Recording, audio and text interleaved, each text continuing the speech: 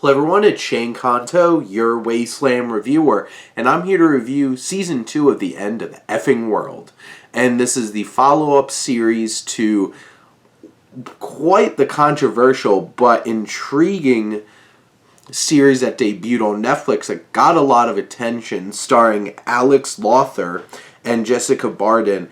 And Lawther plays James, who is a pretty disturbed young man who might be a sociopath, might be a psychopath, or something isn't quite right with him. And he falls in love with this young woman, Alyssa, played by Barden, and they go on this whole entire spree together. And in the process, Alex winds up killing Professor Clive Coach, played by Jonathan Aris, who is trying to assault Alyssa.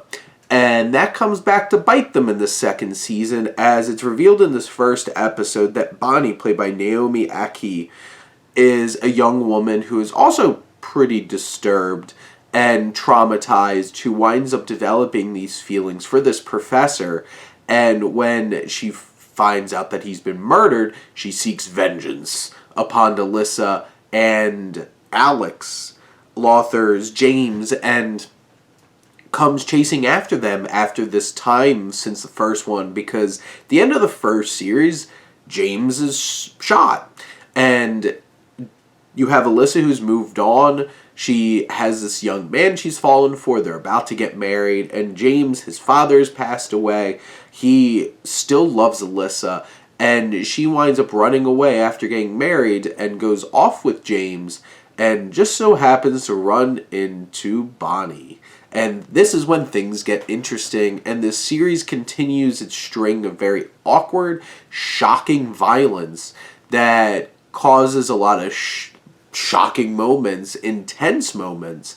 And the direction in this series from Jonathan Entwistle and the other directors involved, there's a lot of great tension, there's dark comedy, there's a lot of themes going on in terms of sexism and mental health issues that underlie this series and add a lot of depth. These characters are complex. They all have complex feelings, and between Bonnie and James, a lot of thought processes that aren't necessarily normal or what you might expect or what's societal accepted, and causes a lot of uncomfortable and shocking moments to happen in this series.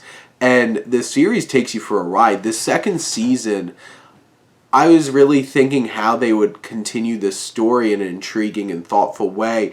And consequences are really at the heart of this. And I think how they built this up and how it focuses on abuse and trauma and consequences really brings a lot of weight to this. There's a lot of great tension. How the story plays out in a very effective and efficient way, and leaves you exactly where you need to be at the end of this series, and does it in an impressive, efficient, and entertaining, but also unnerving kind of way, because there's a lot of suspense and tension throughout this series.